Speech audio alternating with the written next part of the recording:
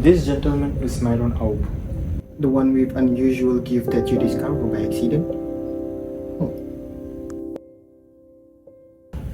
I find all this atmosphere of mystery childish. You won't be in a moment. This is not something we can leak at the first comma. Aub, how much is 9 times 7? 63. Is that right? Check it yourself, Congressman.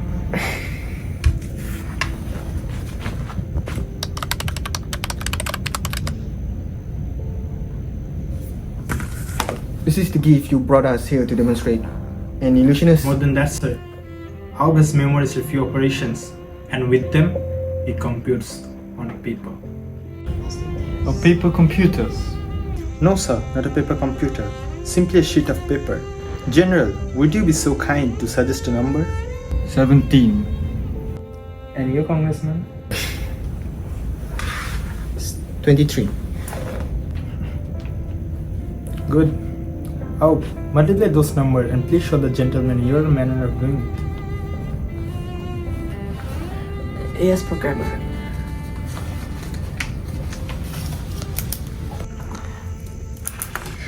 The answer is 391. By God afraid, it is. Sir, how did he guess? No, Congressman. He computed that result. He did on this sheet of paper. Humbug. A computer is one thing, marks on the paper is another. Explain, Aub. Yes, programmer. Well, gentlemen, I write down 17 and just underneath it, I write 23. Now I say to myself, 7 times 3. Now, Aub, the problem is 17 times 23. Yes, I know, but I start saying 7 times 3 because that's the way it works. Now 7 times 3 is 21. And how do you know that? I just remember it. It's always 21 on the computer. I've checked it any numbers of time. That doesn't mean it always will be like this though, does it? Maybe not. I'm not a mathematician, but I always get the right answer, you see. Go on. Alright. 7 times 3 is 21. So I write down 21, then I write 1 times 3 equal 3. So I write down 3 under a 2 of a 21. Why under 2? Because it's difficult to explain. If you will to accept his word for the moment, we can leave the details to the mathematician. So you see, 3 plus 2 makes a 5. So the 21 becomes a 51. Now, if you let that go for a while and start fresh, you multiply 7 and 2, and that's 14. And 1 and 2, and that's 2. Put them down like this, and adds up to 30. Now, if you put the 34 under the 51 this way and add them, you get 391. And that's the answer. I don't believe it. You go through all this rigmarole, making up numbers, adding, multiplying. I don't believe it.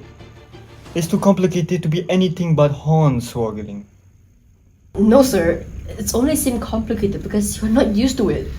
Actually, the rules are quite simple and will work for any numbers. Any numbers, eh? Come then.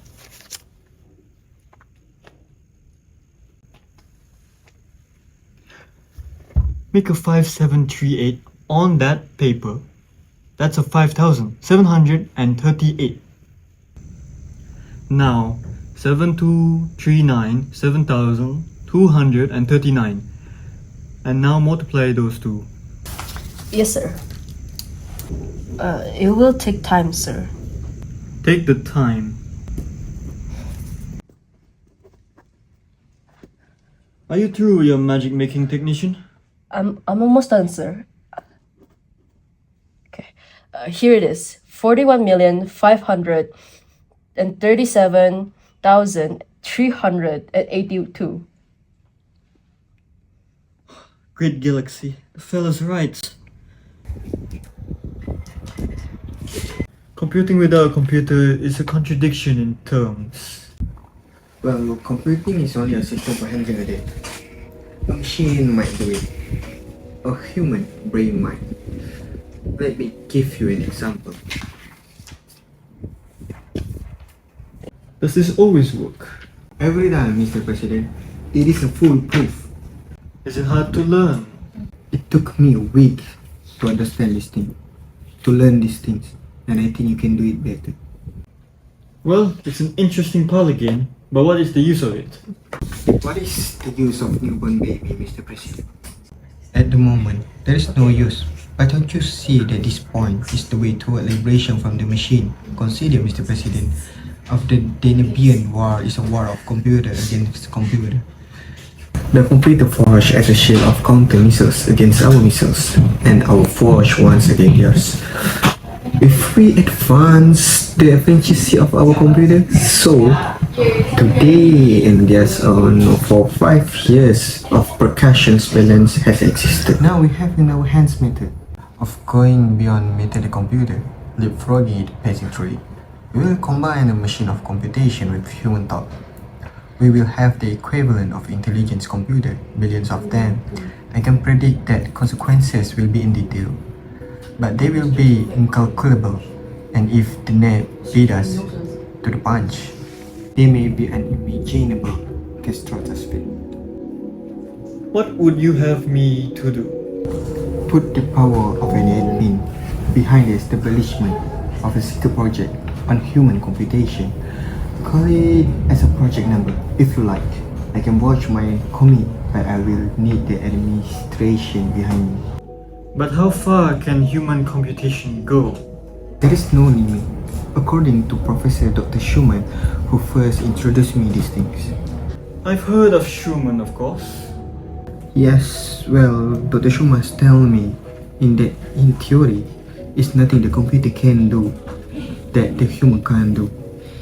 The computer merely takes the finite amount of data and performs an infinite number of operations upon a time. Then human mind can duplicate the process. If Schumann says this, I am inclined to believe in theory, but in practice, how would anyone know how a computer works? Well, Mr. President, I asked the same question. It seems that at one time computers were designed directly by human beings. Those were simple computers, of course. These beings before the times of the rational use of computers. To design more advanced computers had been established. Technician Out apparently had as his hobby the construction of some of the ancient devices, and in so doing, he studied the details of their working and found he could imitate them. The multiplication I just performed for you as an imitation of the working of computer. Simply amazing. If I may make another point, Mr. President, the further we can develop the things, the more divert our federal effort from computer production and computer maintenance. As the human brain takes over, more of our energy can be directed into peacetime pursuits and the impeachment of war. On the ordinary mind will be less. This will be most advantage for the parity of power, of course. I'm not sure I like the idea of letting to hold a computer. The human mind is a capricious thing that computer will give. The same thing like the human, the converting the plants will do the same. The human will do the same. Know what I mean? The human mind and computer? Research only manipulates facts. It doesn't matter whether the human mind or a machine does it. They're just tools. Yes. I've gone over your engineer's demonstration that the mind can duplicate the computer. But it seems to me a little in the air. I will grant that the theory, but what reason for thinking that theory can be converted to practice? I think we all have a reason, sir. After all, computers have not always existed. The cavemen with their stone axes and railroads had no computers. And possibly they did not compute. You know better than that. Even the building of a railroad or a ziggurat called for some computing, and that must have been without computers as we know them. Do you suggest that they compute in the fashion you demonstrate? Probably not. After all, this method, we call it graphitics. By the way, from the old European word grapho means to write, is developed from the computers themselves. So if they can't have antedated them, Still, the cavemen must have some method, huh? Lost arts. If you're going to talk about some lost arts. No, I'm not a lost art enthusiast, though I don't say there may be not some. After all, man was eating grain before hydroponics, and if the primitives ate grain, they must have grown it in soil. What else could they have done? I don't know, but I believe in soil growing when I see someone grow grain in soil. And I believe in making fire by rubbing two pieces of flint together when I see that too. Well, let's stick to graphitics. It's just a part of a possible internalization. Transportation by means of bulky constituencies is giving away to direct mass transference. Communication devices have become less massive and more efficient constantly. For that matter, compare your pocket computer with the massive jobs of 1,000 years ago. Why not then? The last step of doing away with computers altogether. Come, sir, project number is going concern. Progress is already headlong, but we want your help. If patriotism doesn't move you, consider the intellectual adventure involved. In time, sir, in time. The last month, I have learned to handle division. I can determine and correctly integral quotients and decimal quotients. Decimal equation. How many place? Any numbers? Without a computer? Set me a problem. Divide 27 by 13? Take it to 6 places? 2.07923. Well, that's amazing. Multiplication didn't impress me too much because it involved integers after all. I thought trig manipulation might do it, but decimals. And that is not all. There is a new development that is so far top secret and which, strictly speaking, I ought not to mention. Still, we may have made a breakthrough on the square root font. Square roots? It involves some tricky points and we haven't licked the bugs yet. But technician O, the man who invented the science and who has an amazing institution in connection with it, maintains he has the problem almost solved. He is the only technician, a man like yourself, trained and a talented mathematician, ought to have no difficulty. Cube roots too. Are you with us?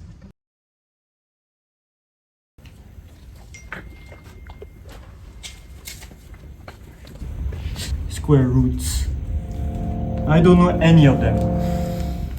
But if you think, people, that fundamentals is what we need to end this war, it's not.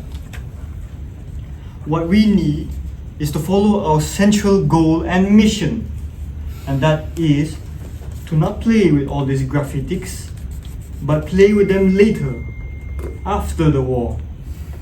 Currently, we have a war to win, not to lose. Our goal is simple, gentlemen. We want to create a ship that doesn't use computers. This ship could be 1/10 of the cost, 1/5 of the time needed to create a machine-laden ship.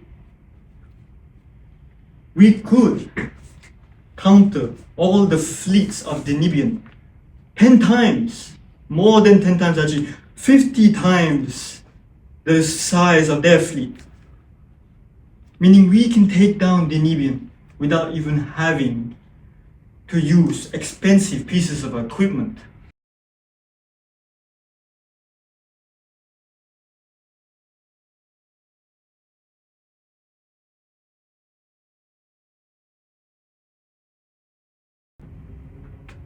Since our normal missiles are not smart enough to be able to penetrate the Denibians' anti-missile defenses that well because of their lack of memory, these manned missiles, maybe fitted with 2 people, will be able to target anything without needing complex calculations.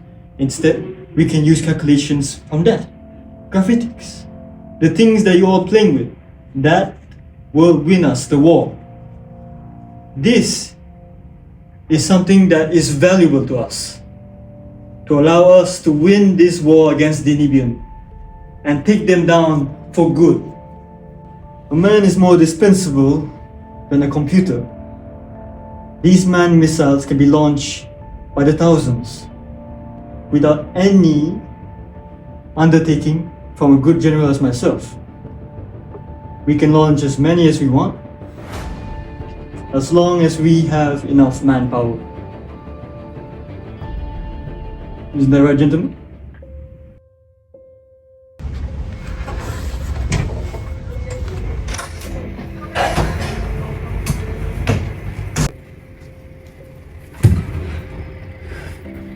Began a study of what now called graphitics.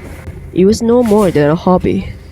I saw no more in it other than an interesting amusement and exercise of mind. When Project Nama began, I thought that others were wiser than I, that graphitics might be put up to practical use as a benefit to mankind, to aid in the production of a really practical mass transference device, perhaps. But now, I see it. It's to be used only for death and destruction. I cannot face the responsibility involved in inventing graphitics.